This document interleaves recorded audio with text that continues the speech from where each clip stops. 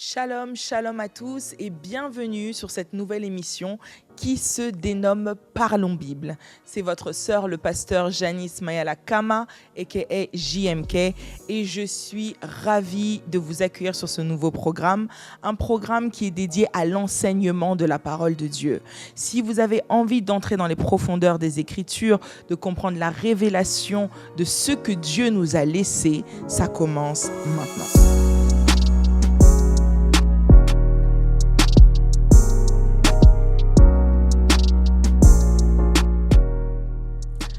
Aujourd'hui, nous allons parler du rôle de l'Église. Vous savez, nous vivons des temps où malheureusement l'Église n'est plus respectée. L'Église aujourd'hui est salie. Aujourd'hui, beaucoup de gens ont du mal à comprendre même l'importance de l'Église et même son rôle dans la société actuelle. Beaucoup de gens se disent même, nous sommes dans des sociétés où il y a tellement de problèmes que même l'Église n'est pas capable d'apporter des solutions, alors que l'Église est la représentation de Dieu. Et pour cette première édition de Parlons Bible, je voulais réellement commencer par la base. Commencer par nous parler de ce que c'est que l'Église et quel est son rôle dans le monde actuel. Alors, la première chose qu'il faut savoir, c'est que l'idée de l'Église, c'est une idée de Dieu. L'idée de l'Église n'a jamais été une idée humaine. Ce n'est pas une institution religieuse. Ce n'est pas quelque chose que les hommes ont décidé de créer. Mais en réalité, l'Église vient de la pensée de Dieu. C'est tout fait le plan parfait de Dieu. Donc déjà, lorsque nous comprenons cela, il est plus facile de voir que l'Église n'a rien à voir avec les plans des hommes. L'Église n'a rien à voir avec ce qui se passe dans nos sociétés. L'Église n'a rien à voir avec l'agenda des hommes politiques. L'Église a été créée, fondée et instituée par Dieu lui-même. Et lorsqu'on voit que c'est l'idée de Dieu, alors on comprend que le pouvoir de l'Église ne vient pas des hommes, mais vient directement de Dieu. Et j'aimerais même aller plus loin. Vous savez, une des raisons pour lesquelles Parlons Bible existe, c'est une conviction que Dieu m'a donnée il y a de cela maintenant 4 ans, où Dieu me poussait réellement à apporter une autre dimension de l'enseignement. Je viens dans un ministère de délivrance et je sais ce que c'est de voir des âmes et des vies gâchées parce qu'elles sont sous le contrôle du diable.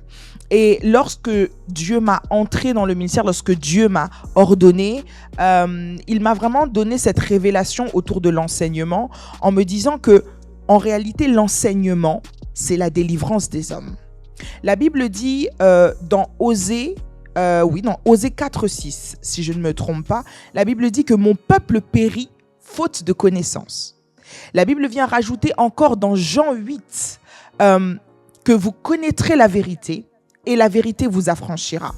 Donc ça veut dire que Dieu est en train de mettre la connaissance comme une arme pour les chrétiens. Et d'ailleurs, j'aimerais vous dire que l'arme la plus dangereuse que le diable a dans son arsenal, l'arme la plus létale que le diable a dans son arsenal, c'est l'ignorance. Parce que lorsque vous êtes ignorant, lorsque vous ne savez pas ce qui se passe dans le monde spirituel, vous n'êtes pas capable de repousser les attaques de l'ennemi. Je vais vous donner même un exemple dans la Bible. La Bible nous parle du roi d'Assyrie qui complote dans sa chambre.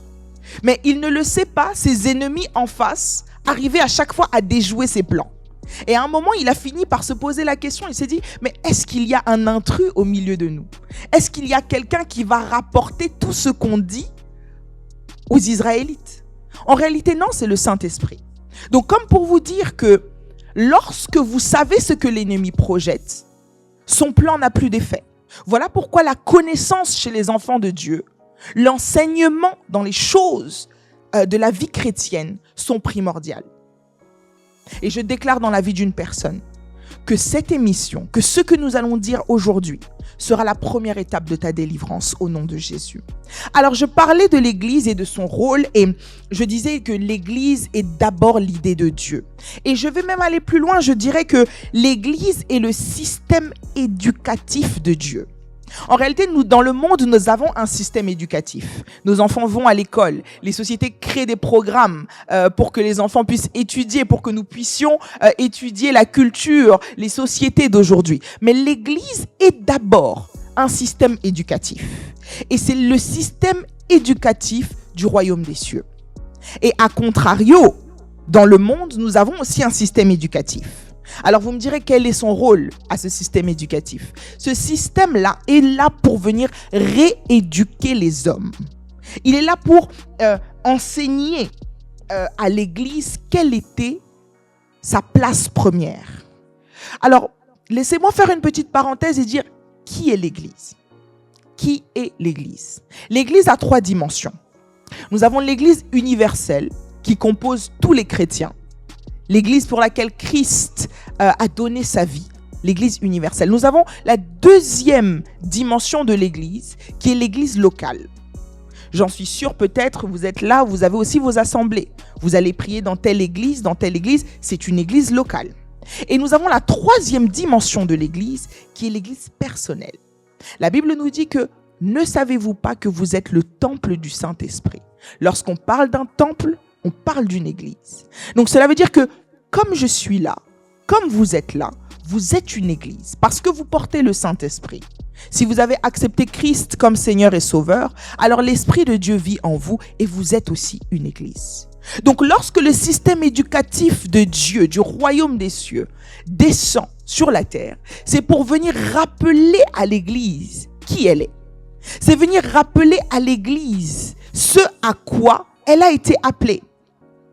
Alors, allons dans Genèse 1:28 pour comprendre ce que Dieu a donné à l'homme, à l'Église. Genèse 1:28 nous dit ceci. Dieu les bénit et Dieu leur dit, soyez féconds, multipliez, remplissez la terre et l'assujettissez. Et dominez sur les poissons de la mer, sur les oiseaux du ciel et sur tout animal qui se meut sur la terre. Alors, le rôle de l'homme est très simple. Dieu nous a donné quelque chose de simple, un ordre simple, c'est de dominer. Et la difficulté qu'on a aujourd'hui, c'est que l'Église ne comprend plus quelle est son identité et quelle est sa position. L'Église ne sait plus, l'Église va chercher dans le monde ce qu'elle a déjà en elle. L'Église va chercher dans le monde ce qu'elle est censée apporter au monde. Alors que la Bible nous dit que nous devons dominer. Ça, c'est le problème de l'Église. Le problème de l'Église doit pouvoir trouver, connaître et comprendre quelle est sa position. Tu n'es pas n'importe qui. Toi qui me regardes, tu n'es pas n'importe qui. Tu es celui pour qui Dieu a dit que tu es capable de dominer, d'assujettir et de faire multiplier tout ce que tu possèdes. Mais malheureusement, si on regarde ce qui se passe aujourd'hui, les gens aujourd'hui se moquent même des chrétiens. Les gens se moquent des gens qui croient en Christ. Souvent on dit, mais avec vos églises, avec votre Jésus, qu'est-ce que vous avez? Beaucoup de gens disent que les chrétiens, c'est la religion des pauvres. J'aimerais vous dire que ce n'est absolument pas la pensée du Seigneur. Je ne parle pas que en termes de richesse ou en termes de lifestyle, de style de vie, mais je dis juste que ce n'est pas la pensée de Dieu que tu sois sous domination, que tu sois sous domination de la dépression, que tu sois sous l'échec scolaire, que tu sois sous le célibat chronique, que tu sois constamment sous la maladie. Ce n'est pas la pensée première de Dieu. Alors, la terre n'a pas été créée pour les esprits. Laissez-moi vous dire ceci. La Bible dit que le diable et les esprits mauvais sont les princes de l'air. Mais la terre a été donnée aux hommes. Ça veut dire que lorsque Dieu te dit de dominer, il te dit de dominer sur la terre. Je vous invite à relire Genèse 1:28. La Bible dit que là où foulera la plante de tes pieds, je te la donne en possession. Où foule la plante des pieds des hommes, si ce n'est sur la terre? C'est-à-dire que la terre t'a été donnée, elle t'appartient. Ce ne sont pas les esprits qui doivent dominer sur la terre et influencer ta vie. C'est-à-dire que lorsque un mauvais esprit entre sur la terre, il est en activité illégale. Tu vois tout ce qui te dérange. Les échecs, les paroles imprécatoires, les malédictions générationnelles, toutes les activités que le diable peut avoir comme influence dans ta vie sont des activités illégales. Elles n'ont pas le droit d'être sur la terre.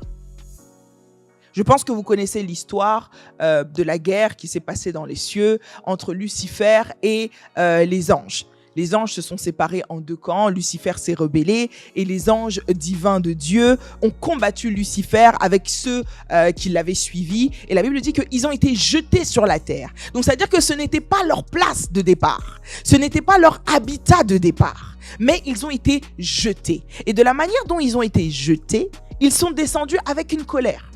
Une colère qui est de détruire la vie des enfants de Dieu, de détruire l'Église, de détruire ce pourquoi Christ est descendu, est mort et ressuscité. Alors, la position de l'Église aujourd'hui, il faut la connaître. Allons dans Colossiens 1,18. Il est à la tête du corps de l'Église. Il est le commencement, le premier-né d'entre les morts, afin d'être en tout le premier. Voilà en fait la position de l'Église. La Bible dit qu'il est la tête du corps de l'Église. Bien-aimé, si Christ est la tête, que toi tu es le corps, où est la place du diable? Beaucoup d'entre nous ne savons pas quelle est notre position. Or que toute l'autorité a été donnée à Christ. Toute autorité a été donnée à Christ. Et un jour, Paul dira, ce n'est plus moi qui vis, mais c'est Christ qui vit en moi. Donc cela veut dire qu'aujourd'hui, lorsque nous prions, d'ailleurs nous prions au nom de Jésus. Nous disons, Satan, je te chasse au nom de Jésus. Esprit mauvais, je te chasse au nom de Jésus. Seigneur, je prie au nom de Jésus. Pourquoi? Parce qu'en réalité, c'est le nom de Jésus qui nous donne l'autorité. Donc si toute l'autorité est en Christ et que la Bible dit qu'il est la tête et que tu es le corps, cela veut dire que le diable et ses amis sont sous tes pieds. Donc c'est-à-dire que la position de l'Église est claire.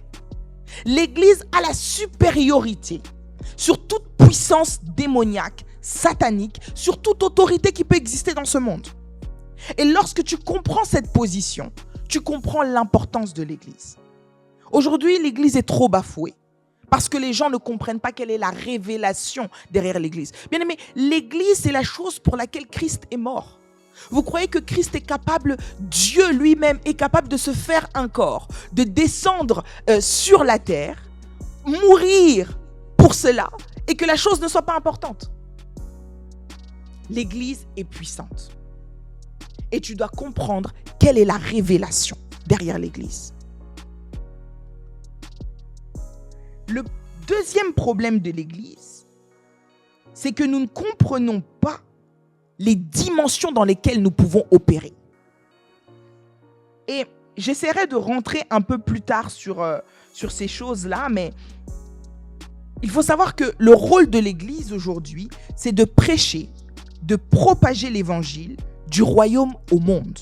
Alors, qu'est-ce que c'est que le monde? Vous allez me dire, le monde, c'est la terre sur laquelle on vit. En réalité, non. La Terre, la planète Terre, est physique. Mais le monde, c'est un système. Le monde, c'est le système de pensée dans lequel on vit. Ça veut dire que si la Terre est là, le monde est juste au-dessus. Le monde, c'est la partie invisible de la Terre. Le monde, c'est la partie spirituelle de la Terre. La Terre, c'est juste une planète, c'est un caillou sur lequel on marche. Mais le monde, c'est la puissance qui réside, les gens qui vivent sur elle. Voilà pourquoi j'aime ce verset qui nous dit que nous sommes dans ce monde, mais nous ne sommes pas de ce monde. Si la Bible nous dit que nous ne sommes pas de ce monde, en réalité, la Bible nous dit que nous n'avons pas à nous conformer au système de pensée de ce monde. Bien-aimés, le royaume des cieux, c'est comme une juridiction. Et nous, chrétiens, nous sommes les ambassadeurs de Christ. Nous sommes les ambassadeurs de ce royaume. Ça veut dire que lorsque moi, je suis un ambassadeur et que j'arrive dans un autre pays, je représente l'autorité du pays qui m'a envoyé. Toi et moi, nous sommes des ambassadeurs du royaume des cieux. Alors lorsque nous arrivons dans ce monde, nous avons pour obligation, nous avons pour responsabilité de représenter ce royaume, d'être la force, la loi, l'autorité du royaume des cieux. Bien-aimé, tu n'es pas n'importe qui. Je ne sais pas si il y a quelqu'un qui doit l'entendre aujourd'hui. Tu n'es pas n'importe qui. Tu as été investi de la puissance de Dieu. Tu as été investi du commandement de Dieu. Tu as été investi de la loi du ciel pour l'appliquer sur la terre. Voilà pourquoi Christ dit, allez par-delà les nations et faites de ces nations des personnes affranchies et libres. Parce que tu portes en toi la loi. Tu portes en toi l'autorité. Sur la terre, nous avons une obligation dans ce monde. C'est d'être différents des gens de ce monde. Nous avons une autre obligation. C'est de nous comporter différemment des gens de ce monde. Tu fais partie de l'église parce que tu fais partie de l'église universelle. Tu fais partie de l'église parce que tu as sûrement une église locale. Tu fais partie de l'église parce que, en acceptant Jésus-Christ dans ta vie, tu as accepté que Dieu, l'Esprit de Dieu, puisse vivre en toi. Donc tu es l'église. Tu es investi de l'autorité et de la puissance que Dieu a donnée à Adam au commencement du monde. Il existe plusieurs royaumes sur lesquels toi tu dois pouvoir dominer. Tu dois dominer sur ces pouvoirs. Il y a un exemple, il y a deux. Aujourd'hui, peut-être qu'on n'entrera pas dedans, mais la prochaine fois, je crois que Dieu nous fera grâce sur un autre épisode de parler de cela. Mais je voulais vous donner des exemples d'hommes qui ont dominé sur les royaumes de ce monde. Daniel, Élie, Élisée. Peut-être que la prochaine fois, je vais vous ouvrir cela, mais je vais faire une parenthèse. Il existe 8 royaumes. 8 royaumes qui résident le monde que Dieu a créé. Premièrement, il existe le royaume de Dieu, qui est inaccessible. Le royaume de Dieu est composé de Dieu le Père, Dieu le Fils et Dieu le Saint-Esprit. Les trois étant égaux par nature et par essence, ils sont différents par leur rôle. Dieu le Père, le Fils et le Saint-Esprit sont Dieu, à la même égalité. Mais en réalité, dans leur fonction, ils ne sont pas la même chose. Ensuite, nous avons un deuxième royaume qui est le royaume angélique.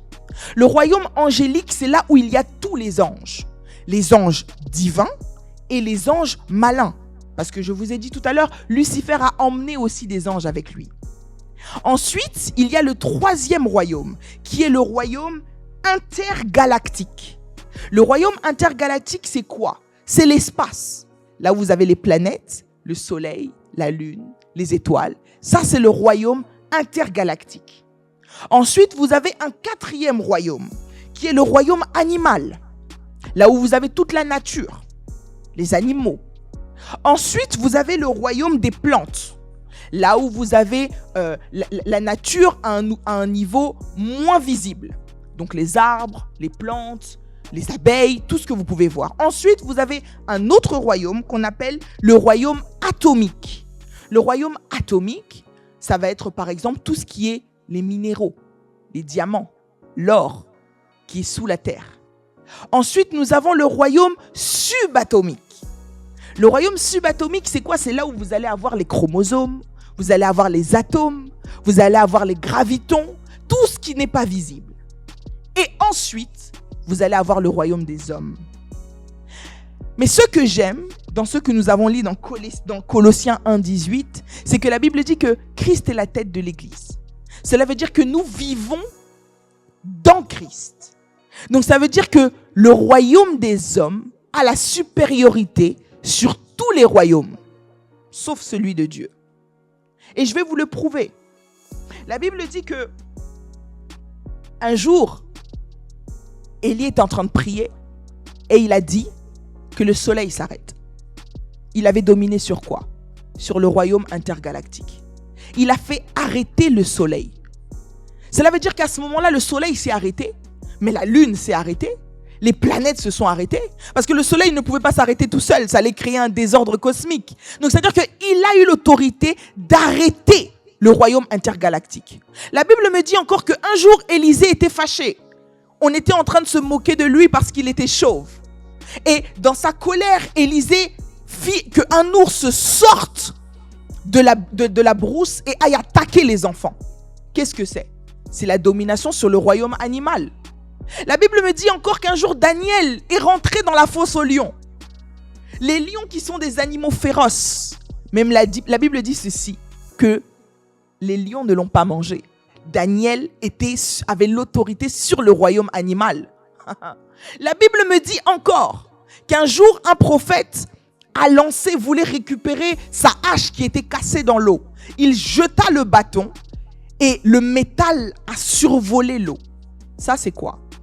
La supériorité sur le royaume atomique, des éléments atomiques. La Bible me dit encore qu'un jour, Shadrach, Meshach et Abednego sont dans la fournaise ardente. Mais la Bible me dit que le feu ne les brûle pas. Ça, c'est quoi?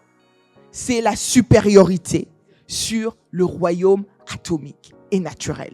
J'ai tellement d'exemples à vous montrer pour vous prouver que l'homme, dans la parole de Dieu, a exercé une autorité sur tous les royaumes du monde. Christ lui-même a marché sur les eaux. Tu es capable de tout, sauf de rien. La Bible dit que rien n'est impossible à Dieu. Et je bénis le Seigneur. Pourquoi? Parce que ce Dieu vit en moi, vit en toi. Qu'est-ce qui te résiste? Qu'est-ce qui fait qu'aujourd'hui, tu n'as plus foi en Dieu? Qu'est-ce qui fait qu'aujourd'hui, tu n'arrives pas à te débarrasser des combats que tu vis? Je vous ai parlé du rôle de l'Église, mais en réalité, ce rôle, c'est pour vous rappeler l'autorité et la domination que vous avez. C'est pour vous rappeler que tout ce qui peut se passer autour de vous n'a aucune influence, à part si vous lui donnez l'autorité. La Bible dit ceci, que ce que tu liras sur la terre sera lié au ciel. Ce que tu délieras sur la terre sera délié aux cieux. J'aimerais essayer de vous l'expliquer en des mots simples. Cela veut dire que ce que tu autorises sur la terre, Dieu dit oui. Ce que tu refuses sur la terre, Dieu dit non. Dieu t'a donné ce pouvoir d'accepter et de refuser les choses qui se passent dans ta vie. J'aimerais qu'on prenne maintenant un temps de prière. Là où tu es, je sais que la main du Seigneur est capable de te toucher. Même à travers cet écran, j'aimerais que tu puisses élever tes mains à travers l'écran et nous allons prier ensemble pour que tu puisses récupérer ta supériorité, récupérer ton autorité, récupérer la domination sur tous les royaumes que j'ai cités ici-bas. J'aimerais que tu puisses commencer à voir l'Esprit de Dieu, à demander la puissance du Saint-Esprit afin que ton autorité soit restaurée.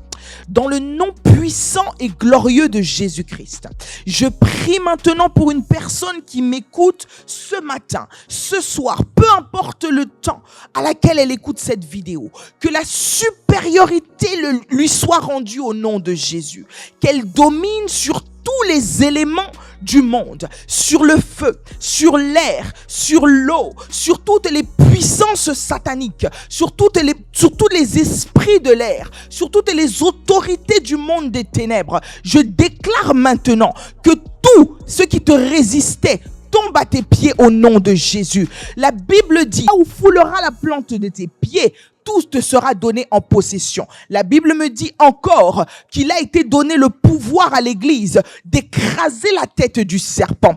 Que maintenant la vie d'une personne change, que son autorité lui soit restaurée, que sa supériorité lui soit donnée, que tous les éléments qui troublaient sa vie maintenant lui soient favorables, afin que sa destinée puisse être révélée. Dans le nom de Jésus-Christ de Nazareth, je déclare maintenant que l'Église récupère sa puissance, que l'Église récupère son autorité, que l'Église soit capable aujourd'hui de légiférer, d'apporter des réponses. La Bible dit que nous sommes la lumière du monde. Laisse que tu commences à briller maintenant. Laisse que tu puisses être la lumière dans ta famille. Laisse que tu puisses être la lumière dans ton église. Laisse que tu puisses être la lumière dans ton travail. Une lumière ne peut être cachée. Peu importe là où on dissimule la lumière, mais moi je sais qu'une lumière a une seule fonction, c'est éclairer. Laisse que tu puisses éclairer ton environnement maintenant. Que ton environnement soit éclairé dans le nom